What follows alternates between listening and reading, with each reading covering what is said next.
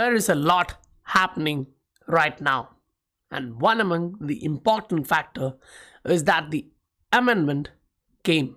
So that's the amended complaint from SEC against Ripple, the company.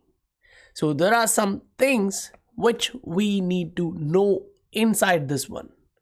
There are some things inside this complaint which they try to miniaturize but still recognize. And that's something you definitely need to understand. The way Stuart put this, he kind of see this just as, they are trying to amend it, they are trying to fix some stuff which they took years to prepare. So in his own words, disappointing. The SEC needed to try to fix their complaint after waiting years to bring it in the first place. So that's something really, terrible, right? When you look at that stuff clearly. So the way Stuart see this, it's just one legal claim that XRP is a digital asset security which Ripple sold to make money. So, don't just narrow down on smaller issues or even which you think bigger issue, but look at the macro perspective and digest that well enough, because the world is changing. Remember, it's not only one stuff, right? If you remember this, when this Ripple Insights came back in Jan, and it shows you different variety of stuffs. Once you read through it, you will understand what they're talking about, the technology and the regulatory side of it. Now, remember, this all will play out, but it will take its own time. So what about the price and its fluctuation and its anticipated moves, right? The question everyone has is for price. So we definitely need to look at the price of an asset, check what it is doing right now, what the indicators are showing you, right? So I'll now take you guys through that. Welcome to the Scientific Investor family, where we discuss crypto and science behind investing regularly. Now, this is a video which I put back in Jan. So that's, as you can see, Jan 22nd here, right? So what were we talking? We were highlighting that the RSI is showing you a divergence and it's kind of moving to the upside. Now, when you look at this, you also have to look at the price. The price was also in the support, and I told my patrons a day before that, say Jan 21st, that becoming bearish on this asset at this particular point is not logical.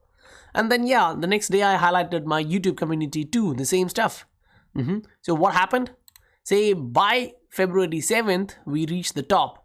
So what you really have to understand is on 22nd, we were here at the bottom, the price was 0.27, and I know people were still saying, at least some were saying we were going to 0.1, 0.11, below that and all. And if you sold based on that, now that's upon you, right? I've told what I think. And Feb 7, this is what was happening. And I highlighted, we had a larger trend pattern which is playing out and what we can anticipate. Now, just, after 2 days, we were actually showing symbols that we are going to move to the upside. So if you actually plot this line there clearly, you'll understand the RSI. As you can see in the RSI, there's a lot of room left to the upside and we will move to the upside. Now, if you're someone who's watching this channel regularly from last 1 year, 6 months, 3 months, you'll understand what we have been going through. Somehow, luck or whatever you call it, it's happening. So you don't want to miss those stuff for all the different assets. Now, you can also argue that, okay, these are technicals. What about the fundamentals, right? Whenever you say these are technicals, things move based on fundamentals, you need to understand both. And you should be able to combine both so that, you come to a conclusion which you take with considering both of these factors. Otherwise, it's going to be a huge mishit. Because as we see these kind of fundamentals, when Bitcoin is moving in a bull market, it's kind of real that this is happening.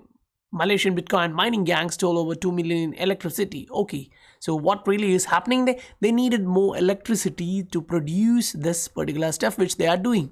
Now, is it currently affecting the price of Bitcoin? No. So the fundamental side in that area based on government logic and others are negative, but the price is going up. So that is the market cycle which you have to concentrate on. But yeah, you never buy an asset at the bottom.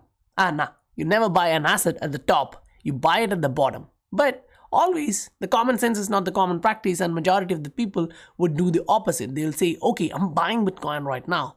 And there would be cheerleaders who will be highlighting you that it's going to $1 million or $500,000, so buy it now. So at least some of them can sell at these higher levels. When they sell, they need someone who in the market to buy these and to take the profits out. So you buy at the top, it's cool, it's for you.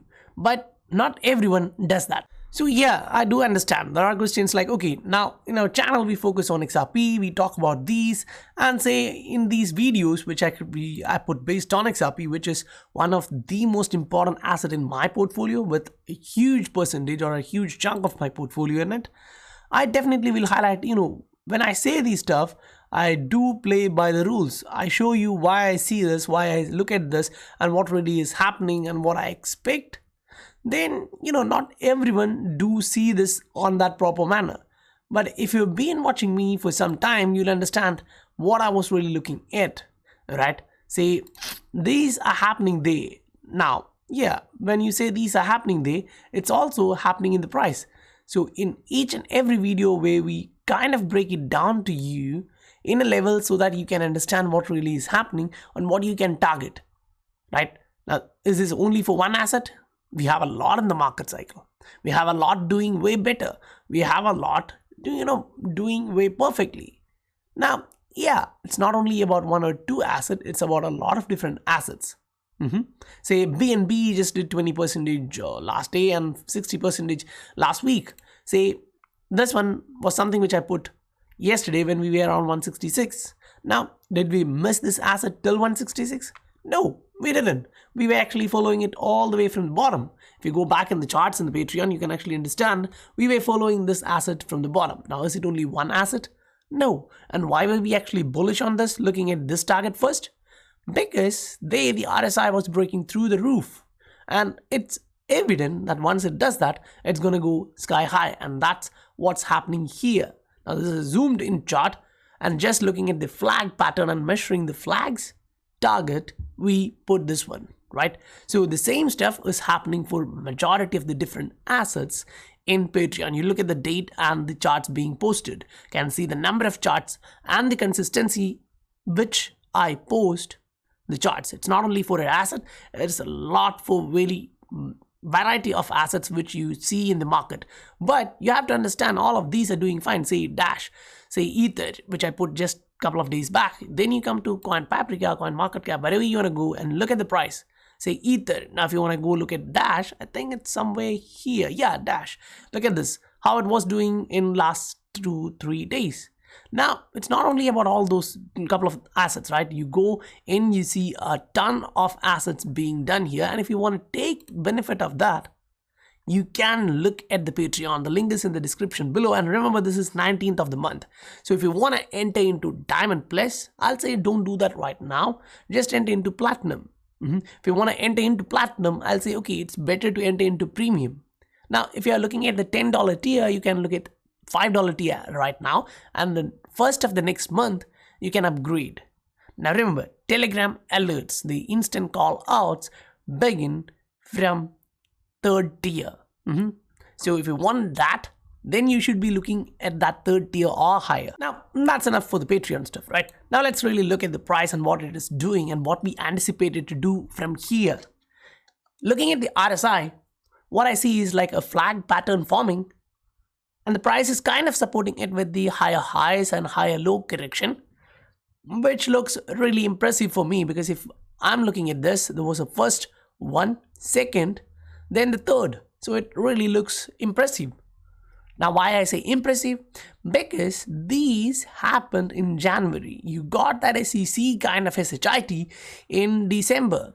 Then you came all the way back down and you hold on to this particular support.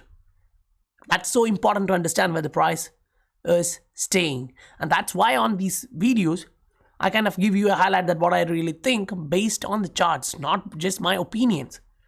Because yeah, in the Patreon, I do give my opinion too, but 99% I just give you the charts. Why? Because 99% of the time, the charts does play out its pattern. Now, look at this. If you are zooming in, you can actually see this is kind of a 3-candle reversal pattern which you can anticipate. You see here 3 candle and a reversal once you got this one.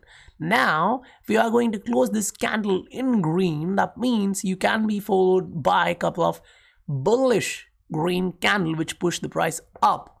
Now the bearish scenario here is the MACD. The MACD is showing that it can cross to the downside, but if you just look at the last stuff, we came almost close enough to that and we just pumped. Why? We were at that support. Now at this time, if we pump, we are at the resistance. So unless we break above this resistance, the MACD still can cross to the downside, and that's bearish. Look here what happened after the MACD crossed to the downside. So similar stuff can happen. Look here, you'll understand what I'm really talking about. We don't want to be entering into short-term trades and the price going opposite. Now if you're a long-term guy who's a buyer and net buyer of this asset, you definitely want the price to go a little bit down so you can buy it at more low price and average your price down. But it's not always like that, right? So say this is the pattern which we are looking at, where the RSI is increasing its momentum. First you see these two, first touch, second touch, and the third one was in the same direction with a rising trend line, and the third one created a higher high. So that's increasing momentum, right? Now that's for XRP USD, and now this one is for BTC USD. Why am I showing you this? Because there are stuff which you need to understand. Okay, the price is actually moving with higher highs here. The price is still showing momentum. The MACD is supporting that one, whereas the RSI is kind of showing you the strength in buying is kind of reducing. So that's a negative indicator there. And the price is near 52k. Okay, so even if we reached 55, 56, we may still have these kind of bearish indicators. And by that time, if the correction is 10-20%, the MACD will also cross to the downside. And yes, that can be bearish for the entire crypto market. But remember, there are times when BTC corrects and alts run so hard. It can be 5 days, it can be 10 days.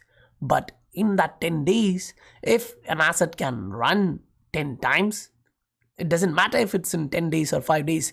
It's about the profits which you make. Now, why do I combine this with BTC? Because when you look at the XRP BTC pair, this is what you see. When BTC is going to the upside, yeah, I do agree that the MACD is crossing to the downside, but last time it came there, it kind of flirted with that level and bounced. Here in the RSI, you're at the support and you're kind of reversing, right? If you zoom in, you can see that. I'll just go into the actual chart which I created for XRP BTC pair and zoom in and show you guys what I'm really looking here. You see this? The price came here, we bounced. The price came here, we are slowly rounding back and moving to the upside. So what I'm expecting, a move towards the upside here of 57.2 in the RSI. What can that do with the price? It can create a higher high here, not a higher low here, not that much huge high, but still a higher high, which can show you that it can be a possible move to the upside. Now, if we need to go towards the recent high which we put in, we still have to move around 100% with respect to BTC. When BTC is moving to the upside, so that means in terms of USD, it should be way higher than that. It should not be 100% move. It should be 250, 280 or 300% move in XRP USD pair. And majority are actually trading it with USD, USDC, USDT kind of pairs, and that should actually work completely fine. Now let's actually dig in through this particular stuff, which is really important as of today. Say when you look at this documents, the names, they are in bold, headings, it's in bold. Then as you come down, you can see a lot of other stuffs which are in bold. But, kind of the general matter here is they are all talking about digital asset security, which they sold to make money in dollars. Okay, kind of cool. But as you come down, violations. Okay, what did they actually violate? Now you come and read this stuff, you will understand what they are really highlighting about. By engaging in the conduct set forth in this complaint, they're actually talking about unlawful offer and sale of securities. Okay, so that's in line with XRP is a security.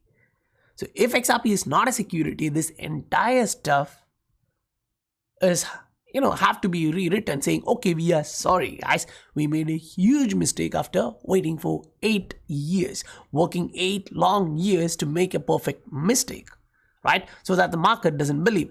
Now, why I say that? Because when you go through this stuff, you see a lot of different, stuff being highlighted here in bold. But as you move through the document, there are some stuff which you really have to understand, which you can't deny, right? And they kind of recognize that. So as you move towards, say, page 23, is it page 23? Yeah, it is. Now you look what they're actually talking about here, right? They're really talking about the on-demand liquidity distributions. So they can't actually neglect that there is one stuff which is so important here, which is the on-demand liquidity. Now, I don't know whether you guys can actually read this, but it's way better. I'll actually open that, but I haven't opened that in a PDF file, so it may take some time. Yeah, that's fine. Okay, now I'll actually take you guys directly towards the page 23 and look at this. On-demand liquidity distribution. Now you read this, you get a little bit more clarity that they recognize that XRP is used for transmitting money.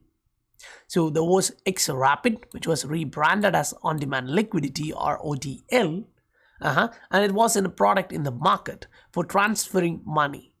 How they do that? They buy XRP from one end and then move it as XRP and buy the fiat at the other end. So this works perfectly fine, right? So does they disagree that there is utility in this? No. So they are highlighting Ripple chose to compensate these entities, which they were not an investor in XRP, with XRP directly, understanding that they would monetize their fees by selling XRP into the public markets. Now, whenever you transfer an XRP, the fees there is the burn rate. Then the entities itself, say, I use Ripple partners to transfer money from Korea to India. They charge a little bit of fees compared to the banks. So when I look at this, it's just, banks need to stay relevant. If fintechs are going to eat their breakfast and lunch, they'll have to stay hungry with, just a dinner. So that's what really is happening in the background, as far as I can understand. Because as they look at this, they're talking about all these incentives, fees, rebate, which are associated with on-demand liquidity, but still they definitely agree this stuff, right? To transfer it to a separate destination and sell XRP for the local fiat currency. So they do agree that the asset has utility. Now you go look at what they did with Ether.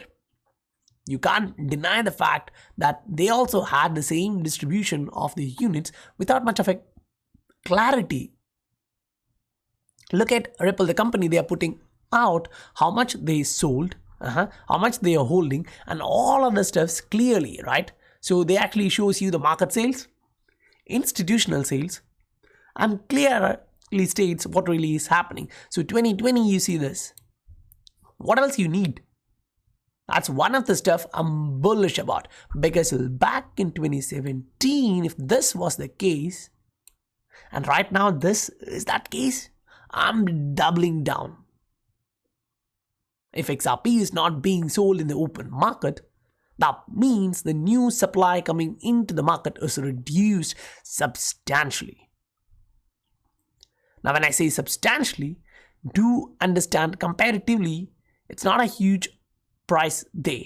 So here it's 362, here it's 171, here it's 268, here it's 231, here it's 115. So even the institutional sales is going down from that point.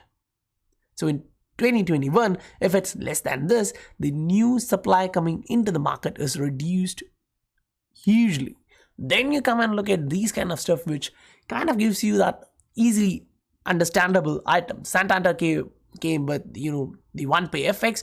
They understood how this works, which runs on Ripple. They were not using XRP, the asset, because they didn't have the clarity to do that. the regulatory clarity. Why?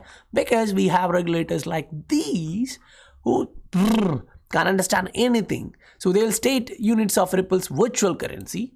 Then they'll use Ripple's digital asset. They'll use different terms and they'll say, this is not happening. But what they don't understand is that the other regulators in the same country used this term for this particular asset different times. But they won't actually give you that clarity. Why? Because they want to create that doubt, that clouds of doubt, and say we are protecting the investors when they're actually killing those investors. Now, I don't know how you actually see this, but US crypto exchange suspends XRP trading in the light of SEC lawsuit. Now, personally, I see the lawsuit is already there from a long time. Now it's being 2 months. Okay, now what are they doing? They're just fixing an error which they created previously. And in this document, they're also highlighting XRP has a lot of use case, which is one of the most important as of now for IMF, central banks around the globe. So I don't think they're going to eat up this like that. When guys say asset is going sky high, you look at this, Ether is going there, Bitcoin is going there. Move your asset and think positively. Why? Because when you can see the fundamentals, you can see the value. When you can see the value, you understand at what price you buy. It's about the price of an asset where you buy. It's not about the good asset and bad asset kind of stuff. It's what you pay for it. Makes you profit. Now, in this market cycle, that would be the case. In the long run, it would definitely be that case. If you understand the fundamentals and invest based on technicals, that gives you that edge to make more out of it. So when you go through this stuff, you have to understand our decision for suspending XRP trading will certainly not affect our users' access to factors like security and compliance, thereby allowing them to transfer XRPs from their wallet to their other exchanges. Our decision for suspending XRP trading will certainly not affect our users' access, thereby allowing them to transfer XRPs from their wallet to other exchanges. So they can actually do that. It's not a huge issue there, right? It's just the regulatory clarity not being there. When they say XRP is a security and Ether is not, it's kind of giving an idea to investors, okay, this one is going to be in trouble, that one is not. So if I want to invest, it's better to go like that. Now, why do I say that? Because even SEC guys are using the words of Ripple in such a manner. They in this article, they were actually quoting cryptographer, which is, David Joss, saying that, he's tweeted this particular stuff out, which usually means this. It's not like what he's stated. It's like they're interpreting that in their own manner. So, if they can do that, we can also do that because we also have that cognitive ability to do that. Now, if you look at the technical and understand what the price is going to do in the near term, then that's better. Why? Because the fundamentals are really strong. Sygnum Bank secures 8-figure investments in SBI digital assets. Now, why do you think they are doing that? Now, look at these names individually and go back in our videos and understand the importance of these. If you don't understand that, you'll have to learn more, spend more time here, learn more, become an investor in crypto. Not just a trader who's trying to, come up, jump up something and take out a little bit of profit and run away. So if you are ready to be an investor, if you are ready to be at least not a short-term trader, at least a medium-term trader and wow, you can definitely look at these opportunities being posted in the Patreon. That's ton of stuff which you get for a little bit of value, right? You pay a little value, you get a ton of activities there. Now, if you see value, if you recognize value for your time here in Scientific Investor, please do hit that like and subscribe button that supports this channel. Now, if you want to get more info, you can do let me know in the comment section below if you have anything else to look at. Otherwise, cool. I'm gonna meet you guys on the next video. Bye for now.